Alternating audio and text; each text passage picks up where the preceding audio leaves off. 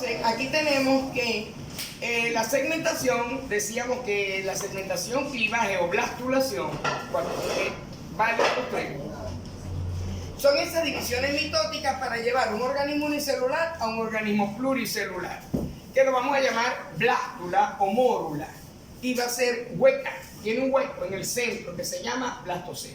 Dale, Miguel.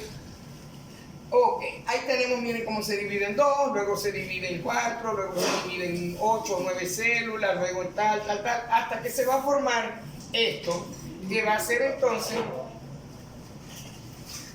van a confluir los espacios, se va a formar entonces esto que es el blastocele, que es el hueco, esto es el macizo celular interno.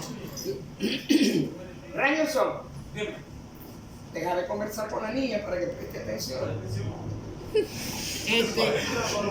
Esto va a ser el macizo celular interno, que va a tener dos componentes.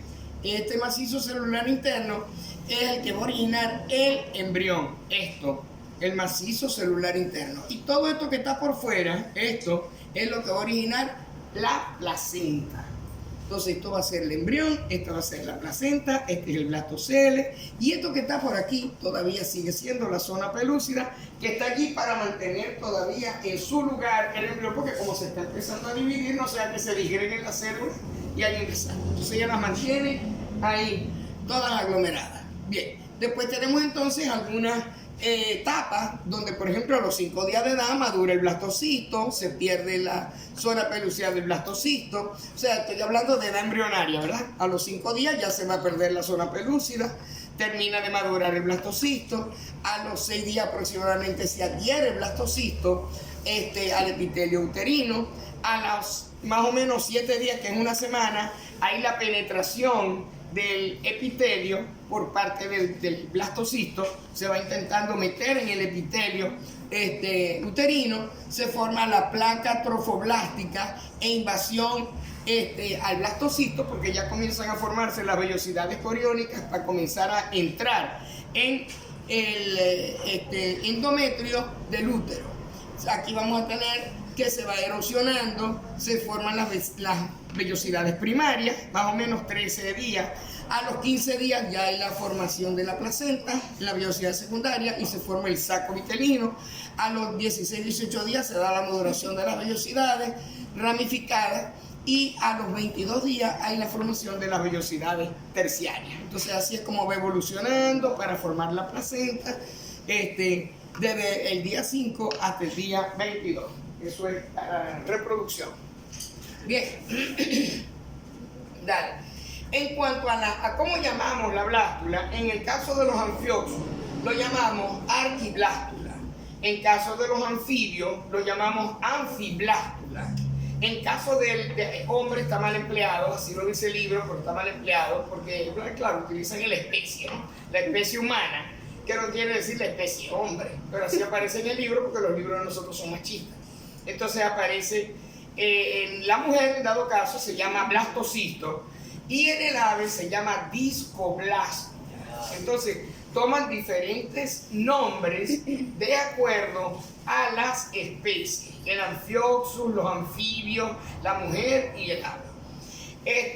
Asimismo vamos a tener un polo vegetal y un polo animal, y vamos a tener macrómera y micrómera. Eso es para los animales que son polarizados. Dale. En cuanto a los anexos y placentas, vamos a comenzar a hablar de las hojas embrionarias. Tenemos 3 hojas embrionarias. Por allá estoy viendo, allá, y a la que está allá conversando, presten atención. Que después les hablo de hojas embrionarias y dicen, ¿qué es lo que era el ectodermo? Yo nunca me dieron eso. Entonces, las hojas embrionarias tenemos que son ectodermo, mesodermo y endodermo. El ectodermo puede ser ectodermo, que puede ser intraembrionario o extraembrionario. El mesodermo puede ser axial, mesodermo esplásmico, mesodermo lateral, mesodermo paraxil, mesodermo somático, mesodermo visceral, etc. Son diferentes tipos de mesodermo que están conformando el embrión. Y el último es el endodermo. Entonces, 3 capas: ectodermo, mesodermo, endodermo. 3 capas. 3 hojas embrionarias. Se lo voy a preguntar en el examen. ¿Cuáles son las hojas embrionarias? Ectodermo, mesodermo, endodermo. Dale. Bueno, eso es para que ustedes hagan un seguimiento, esto lo saqué del libro, de cómo se va desarrollando cada una de las hojas embrionarias que les estoy hablando. Dale. Bien, aquí vamos a ver cómo comienza el desarrollo, cómo comienza la organización para formarse ese embrión. Fíjense, aquí tenemos, por ejemplo, esta es la cavidad primitiva. Miren, aquí está formándose el embrioncito. Ven aquí cómo tenemos esta parte, el embrión, y aquí se van formando estas estructuras, aquí a lo largo. Este es ectodermo, este es endodermo, toda esta parte.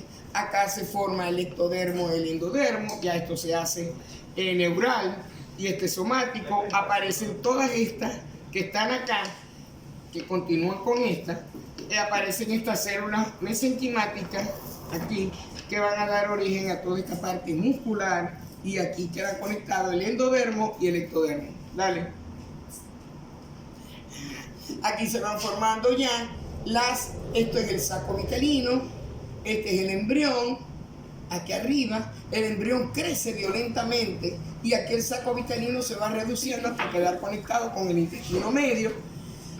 Queda un vestigio del saco vitelino conectado con el intestino medio, y aquí comienzan a aparecer las cavidades del embrión. La cavidad amniótica, la cavidad coriónica, las vellosidades coriónicas. Ya tenemos una placenta formada y tenemos las cavidades. La cavidad amniótica vamos a tener que está llena de un líquido que se llama líquido amniótico. Vamos a ver la importancia de ese líquido amniótico, para qué es importante, pero que está en contacto directo con el embrión. Va a ser los vestigios que quedan del saco vitelino. Y acá vamos a tener cómo se está desarrollando ya completamente el feto. Queda conectado por el cordón umbilical. Aquí van a estar las arterias y venas umbilicales en contacto con la placenta. Aquí están las vellosidades para que se peguen, para que puedan transmitir todos los nutrientes a través del contacto con la madre. Dale. Ok. Vean, este es el grado de penetración de las vellosidades, cómo pueden llegar hasta la sangre, inclusive separados por un endotelio apenas, dependiendo del tipo de placenta que manejemos. Bien, y ahora entonces vamos a ver la parte de los anexos embrionarios y anexos fetales. Los anexos entonces embrionarios y fetales son formaciones bien definidas que aparecen precozmente alrededor del embrión de los vertebrados, para poder darles nutrición, oxigenación, protección, etcétera, durante todo su desarrollo.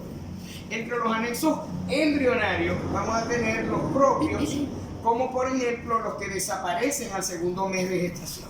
Al segundo mes, oiga, estamos hablando del segundo mes de gestación y estamos tomando en cuenta un animal que tenga 9 meses y medio. ¿Sí? Si hablamos de perras, si hablamos de gatas, tenemos que traspolar. No podemos hablar de 2 meses porque la gestación de la perra pues, es más corto que eso.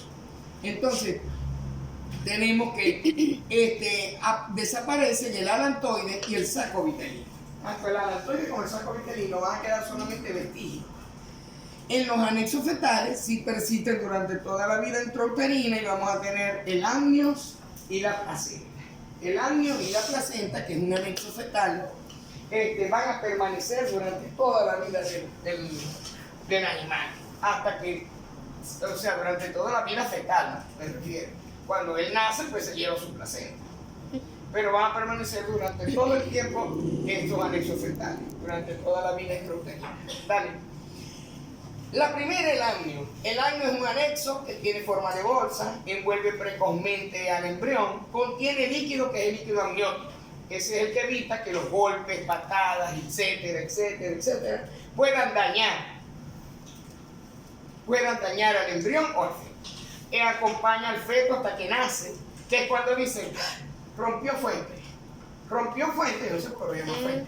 Pero rompió fuente, y cuando empieza a salir el líquido amniótico. Esa agüita que botamos es un líquido que se llama líquido amniótico. Entonces, delimita la cavidad amniótica y está formada por 2 hojas. Una por dentro, que mira hacia la cavidad amniótica y es la que está más en contacto directo con el feto que tiene el feto tiene una grasita, que lo vamos a ver, que se llama unto sebáceo o vermis gaseoso. El unto sebáceo o vermis gaseoso es esa cubierta que tiene el feto, que es grasosa, Yo no y es sé lo que si- le da el olorcito bueno, que huelen rico los bebés. Ese olorcito sabroso que le olé en la cabecita, voy a decir, Dios mío, y queréis dormir ahí. No, y cuando es hijo tuyo, más horrible. Cuando el muchacho es tuyo, como lo sentís tuyo, vos no querés quitarle la nariz, eso lo leí, ay, lo bicháis, lo tocáis, no podéis creerlo. O sea, no podéis creer que, Dios mío, que vos te caes en tu mano un bebé bajo tu responsabilidad. Ajá. ¿Verdad? No Y sé. queréis comértelo, queréis matarlo a veces. Esa grasita, que es el unto sebáceo, es para que el líquido amniótico no lo reseque. Sin embargo, fíjate que cuando el bebé nace, que está en contacto con el medio ambiente, se le quitan los pellejitos. ¿Verdad? Está botando los pellejitos. Bueno, esos pellejitos son epitelios. Entonces va botando el epitelio. Pero si vos le decís a alguien, no. Se está epitelizando. En este caso, pues tenemos una hoja interna y una hoja externa, que está constituida por mesodermo somático, embrionario o somatopleura embrionaria. Entonces tenemos dos hojas, una interna y una interna. ¿Vale? La función del año es amortiguar los golpes, permitir la libertad de los movimientos del feto, que puedan moverse los deditos para que se separen bien. Porque cuando nosotros comenzamos a desarrollarnos, ¿sí? Los bovinos hacen esto.